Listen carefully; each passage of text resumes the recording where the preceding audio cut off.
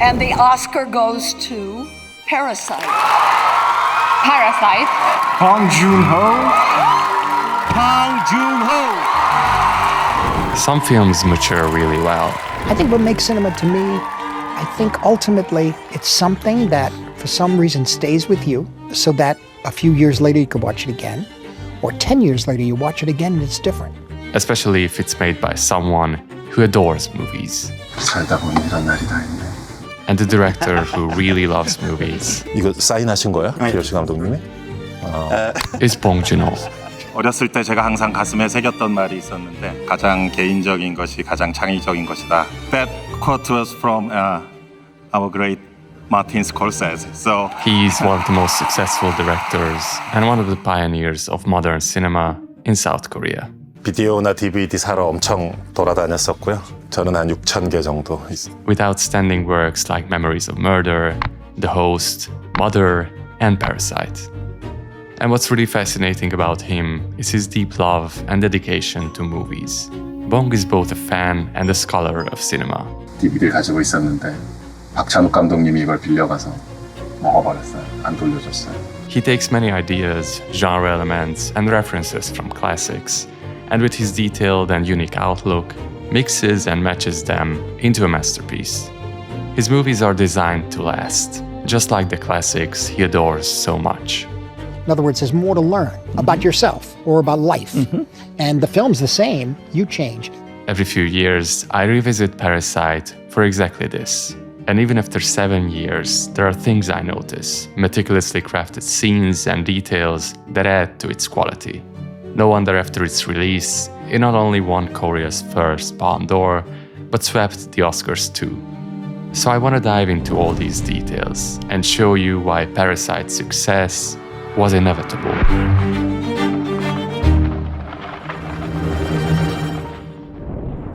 Parasite is the story of two families. The low-class Kims, who live in a semi-basement apartment, and the wealthy Parks, whose luxurious home is eventually infiltrated. While the director originally planned to explore both of these in depth, ultimately he decided to focus on the members of the Kims. 우리한테 집중 좀 해줘. 응? 우리한테. The movie can be divided into two parts. The first hour or so shows the infiltration, how all family members get hired by the Parks through deception. 제시카, 외동딸, 일리노이, 시카고과 선배는 팀원을 사준. And the second part shows how their plan falls apart due to unforeseen circumstances. I have to make 4 of them complete their invasion in 60 minutes. That's the reason I make everything happen so quickly. From the very beginning, everything revolves around forged identities and prestige bias. The Parks believe everything the Kims tell them, because they play on the rich family's bias toward higher education, commendations, and social status. Young-yo, the wife, is... 사모님이 심플해. 영애는 심플. Her blind reverence toward people who get recommended to her makes it easy for the Kims to fool her. 잘 아는 사람 소개가 아닌다면은 진짜로 못 믿겠어. Even the expertly forged diploma of Ki-woo, the son who gets the first job, turns out to be useless. 뭐 서류 이런 건 필요 없고요. 어차피 민혁쌤 소개로 오신 거니까. The father, on the other hand, needs more to be convinced. Yet, an elegantly designed business card, 명함만 봐도 고급스럽네 진짜. or the fear of being mixed up in a scandal, 오마이 필로폰 코카인 뭐 이런 거. makes him gullible too. They are more cautious about protecting their own social standing and image than protecting their living space or even their own lives.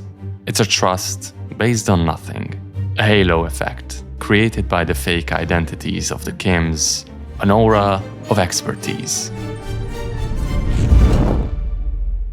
The Kims, despite their efforts, can't truly enter the capitalist system. Even when they try to fold pizza boxes, they are rejected, excluded from even the lowest level of work. This gap between the two families reflects a broader reality in South Korea, where rapid, Western-backed economic growth created new wealth, but also deepened the divide between those who made it and those who didn't. With this, Bong is critiquing both modern society and capitalism itself. 저 텐트 저거 빗물 안 새겠지? 아, 저거 미제 텐트잖아요. 괜찮습니다. Where popular products or brands gain blind trust regardless of their actual worth. But it's not just the parks who fall into this trap. 솔직히 이 돈이 다 나한테 있었어 뭐. 나는 더 착하지. Think of the university student who offers the job to Ki-woo, Min. 네 친구 박력 있다. Min, despite being on screen for only a couple of minutes, is talked about almost like a mythical figure. For the Kim family, he's the perfect human being. A handsome, well-dressed young man rising to the top of the food chain through his education and intelligence. But apart from hearing a few things about him, we never learn whether he actually deserves this praise. Ki-woo especially looks at him as a role model. When he gets the job at the parks, he plays a character based on Min, and his whole demeanor changes. 혹시 대학생이라 그리고 기세가 다르다 기세가. 오빠랑은 다르지. He even asks at one point, 민혁이라면 이 상황에서 어떻게 했을까? and don't forget the stone they receive from him. The guiding light Ki-woo places all his hopes in. But more on that later. An interesting point about the Kims is that despite their new jobs and likely high wages, the film never focuses on them getting rich. We never see them spend this money, wear new clothes, or move to a better apartment. It's another sign that social status and respect matter much more in their society than money itself. It's all about how things look, not reality. Bong also makes an effort to subtly make fun of art critics, and by extension, film critics too. Yeah, I see the irony. Ki-woo, in an effort to sound more intellectual, labels things he doesn't quite understand as metaphors. 야 이거 진짜 상징적인 거네. 진짜 상징적이다. 진짜 센데요. 와 여기 진짜 상징적이다.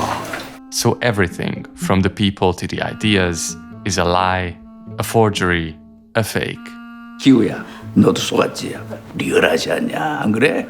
An attempt to cheat the world around them, so the cycle of biased recommendations continues. In their elaborate scheme, the Kims even attempt to cheat the senses. Sight with the forged documents and elegant clothes, hearing with fake phone calls, touch with a firm grab of the wrist or kisses, taste through sweet fruits, especially peaches, and the ramdon which Chung-suk, the Kim's family's mother, falsely claims to be an expert in. But there's one sense they didn't think about in time, one that ultimately leads to their downfall: smell. Bong makes sure to give us hints throughout the film, pointing to the pride of the father, Ki-taek, paired with his suppressed aggression. But this is just one of many resonances and moments of foreshadowing. There are two types of these. One is visual patterns, using similar imagery, locations, or objects to connect separate moments in time, like the secret door in the basement, where the housemaid moves around comfortably, showing us that it's normal for her to go down there, making it even more shocking when we find out what she actually does. Then there's the tendency of the housewife to secretly observe her employees, a pattern in her behavior, and also a motive for Bong. While she thinks she has the upper hand by peeking, in many cases, she's the one being tricked. But sometimes, these are not just visual patterns or resonances, they are foreshadowing. 맨날 뭐 인물을 드셨대나 뭐. The horrific story of the cake, connected to the ghost the boy saw, along with the painting Ki-woo looks at. They all point forward to the reveal of the man in the basement. The boy is also connected to this man through another element, the lights and the Morse code. Seeing the lights turn on automatically throughout the film is once again hard to call foreshadowing. 쟤는 어째? 센서가 지멋대로야. The viewer has no way of connecting automatic lights with someone manually switching them. But what Bong does here is recontextualize something we associate with wealth and a luxurious lifestyle into something unsettling, where something hidden is at work, and no one knows about it. so Bong hides everything under the guise of repetition. He doesn't want you to notice these signs. He wants to shock you and make you go back and uncover the hidden workings of his elaborate system. Another part of this design is symbols. We can also see these as repetitions, but in many cases, we can assign meaning to them. The most obvious and one of the central motives of Parasite is the scholar's stone they get from Min. It even becomes a gag very early on, how ridiculous it is to assign meaning to such a simple object. But despite the irony, and especially because it means something to one of the characters, even if the others criticize him for it, it's important to understand the role of the stone. 돌은 왜 그렇게 껴안고 있냐? 이거요? In my eyes, all the hopes, ambitions, and plans of Ki-woo are encapsulated in it. 저 내년에 이 대학 꼭 갈 거거든. 너는 계획이 다 있구나. It's a promise of another life. He looks to it for guidance. To him, it's a reminder of the people he looks up to, and the man he could become. Educated, rich, vigorous. So when the stone is submerged, or when the man in the basement throws it at Ki-woo's head, it becomes quite sad to think about what this means, if he truly sees it as something meaningful. If we go back to the topic of light, it plays a very interesting role in the film. Take a look at the type of lighting each family has. The park house is filled with warm, modern light, creating an inviting orange hue. Now contrast this with the Kims. Green fluorescent lighting fills the semi-basement. The same cold green hue is visible in the park's hidden basement, another clear symbol of class divide.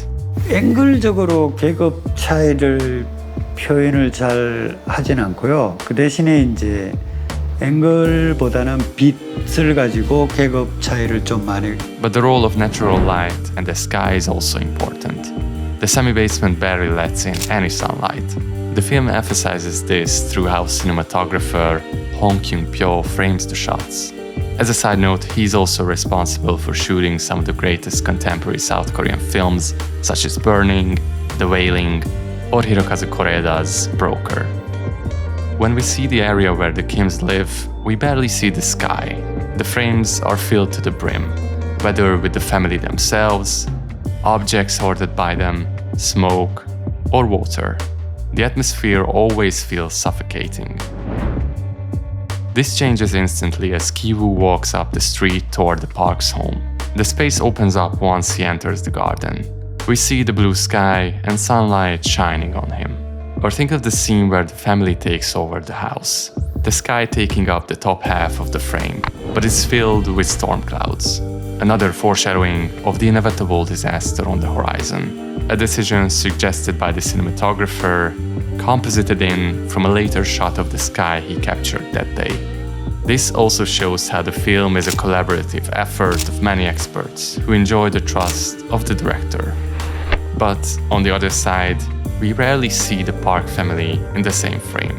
They are never squeezed together. Even when they sit at a table talking, Bong uses whip pens to separate them even more, while the Kims... Light serves as a sort of symbol of hope, just like the stone. Freedom to walk under the sun, under the big open sky like the rich family does. Even Moon-gwang and her husband remember the good times they spent in the sun. But when it all falls apart for the Kim family, Ki-woo stands there, the scholar's stone in hand, under the flickering light of the semi-basement, losing all hope, realizing that everything he wanted and planned just hours ago is slipping away. And ultimately, the brutal violence also happens under bright sunlight, turning this idea into tragedy. There's also a peculiar detail when Ki-woo first and later Ki-jung tricks their targets. Here, at the moment of capturing them, at the moment parasites burrow into their hosts, we see close-ups, but the frame is divided into two halves, host and parasite. With Ki-woo and the daughter, the close-up is even more extreme, with parts of their faces obscured by the other, perhaps an implication of their upcoming illicit affair. During the film, there are several hints and connections between pests or bugs and the family. sitting idly while pest control fumigates their home, referring to themselves as cockroaches, 김기택이 인간? 바퀴벌레처럼 샤샤샤샤 숨겠지? or crawling on the floor like bugs. But parasites rely on their host for survival. Once they kill it, they themselves fall apart. Water is another recurring symbol in Parasite. For some, it's tranquility. 정원에는 비가 촤, 우린 위스키를 촤. For others, it means turmoil and ruin, just like the silence of the rich. Large spaces turning the world mute. High against low. Roaring, bustling, busy. And water always trickles downward. High up means safety. Down low means chaos. Even in small ways, reaching higher is the only option. And the thing that connects these two. Parasite is definitely a movie about the stairs. It's hard to disagree. Without stating the obvious meaning of verticality and class separation, let's look specifically at the rich family's house. The ground floor with its glass doors and garden is an open theater. Here, both families play their roles. They mix. But once they are alone, 아줌마 지금 나간 곳이 or they think they are, 여기 꼭 내 차 뒷자리 같지 않아? it's the only place where we see them as their real selves. 다솜이 갑자기 나오면 어떡해. Upstairs is the place of secrets and private deals, where pairs hide behind closed doors and share private agendas, as lovers, friends, accomplices, or gossipers. And finally, the secret basement, where the facade fully falls under the green fluorescent light, where parasites gather without the knowledge of their host, fighting for the organism that feeds them. Stairs also serve as hiding places. They symbolize moral decline, walking down while deceiving the wife, places of violence, accidents, murder. But Bong is not unique in pairing class divides with stairs and verticality. In fact, he's proud of his inspirations, driven by his overwhelming love of film. 놀랍거나 아름다운 많은 계단씬들이 있어왔죠, 영화 역사에서. 존 포드나 뭐 르누아르나 히치콕 영화들을 요즘 들어 다시 보게 되는 경우들도 있는데 보면은 물론 뭐 제가 아직 택도 없지만 그런 흉내를 내보고 싶은 그런 마음 같은 게 좀 있긴 하나 봐요. Kurosawa's High and Low is an obvious comparison for many reasons, but I think a less obvious reference is the young boy's fascination with Indians. It's a sign of the rich family's tendency toward American consumer culture, which in High and Low is instead represented by kids wearing cowboy outfits. But an even closer influence is one of Bong and many Korean New Wave authors' favorite, Kim Ki-young. His 1960 film, The Housemaid, has many similarities with Parasite. The staircase, something only rich families had at the time, an outside force infiltrating and destroying the lives of her employers, a mixture of genres, from melodrama to erotic thriller and even horror, an ending where everything falls apart and turns into tragedy. Or we could mention one of my favorites, Claude Chabrol's La Cérémonie. 샤브롤만의 어떤 되게 단순하면서도 심플하면서도 되게 강렬한 영화적 언어들이 있었다고 늘 생각이 들고. The French New Wave director, much like Bong Joon-ho, loved making genre films despite the more artistic tastes of his contemporaries. In all three films, the only way for lower-class people to mix with the rich is to get work in their home, whether as teacher, driver, or as a housemaid. In La Cérémonie, the person they hire is also dangerous, unbeknownst to them, especially when paired with someone even more unstable. If you haven't seen these, I highly recommend them.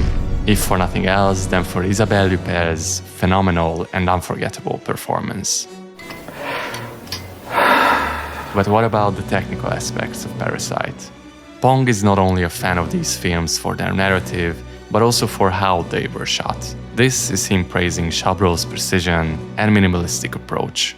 정갈한 쾌감 같은 것들, 그런 것들을 많이 담고 싶었어요. 그래서 가장 적은 카메라 움직임으로 가장 큰 효과를 정서적 임팩트를 주는 방법은 무엇일까? 그런 감독님인 것 같아요. So let's talk about movement.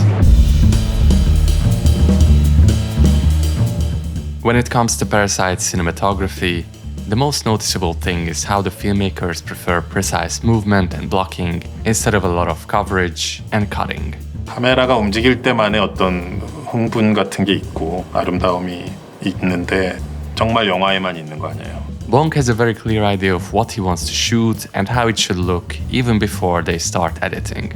He doesn't just write and direct most of his films, he also creates detailed storyboards. 봉준호 감독의 완벽한 콘티로 적재적소에 보여주는. This helps both the cinematographer and the editor because they can focus on executing a clearly mapped out scene instead of spending time shooting and cataloging hundreds of shots. Bong even went as far as shooting everything himself. 그것도 내가 100% 오퍼레이션을 하고 인서트도 다 내가 찍었었어. 어떤 구도라든가 인서트 하나도. One more thing these comic book-like storyboards result in is expressive physical movement. Look at some of the shots where Bong puts focus on the hands. Freezing these frames shows just how much each of these movements tells the story on its own, whether it's to show the vigor of Ki-woo, the subtle execution of their plan, or falling into crime. But being this precise is not easy. 그 힘들다는 게 컨티뉴티에는 패닝이 이렇게 적혀 있는데 그걸 직접 해야 되는 거는 난데 이 스피드가 조금이라도 틀리면 다시 찍어요. 그 리듬이 맞아요. 봉준호는 그런 것도 되게 예민하게 생각하는. 단 한 카트도 완벽해야 되는. Bong often uses in-camera editing, moving from a long shot into a close-up or following one character before panning to another. 패닝을 좋아해요. This was the preferred way of Hitchcock and even the previously talked about Chabrol. For comparison, look at how we are guided with simple camera movement without any hard cuts. To show how this all comes together, let's look at one of my favorite parts of the movie. This is at the turning point of the film, one of the film's highest points of tension, just after the Kims take over the house and find out about the man in the basement. The former housekeeper is bribing them with the photo, but they fight back. And at that moment, the phone rings. The Parks are about to return. 그럼 지금 거진 다 오신 건가요? In this one montage, countless things happen at once. First off, there's a deadline. The family can be here any minute. Then there's the ramdon, 짜파구리가 뭐야? a dish that has to be made in minutes. Ki-taek and Ki-woo have to deal with the housekeeper and the man, while Ki-jung tries to clean up. Just in this short bit, we see much of what I mentioned before and how Bong approaches movement and rhythm. Then the second part starts when the family arrives. A sequence of quick, deliberate movements and moments of stillness. It all happens in camera without a cut. Close up, whip pan, expressive body movement, pan back, more physicality in the hand movements as she cleans the table, verticality, whip pan, moment of calm.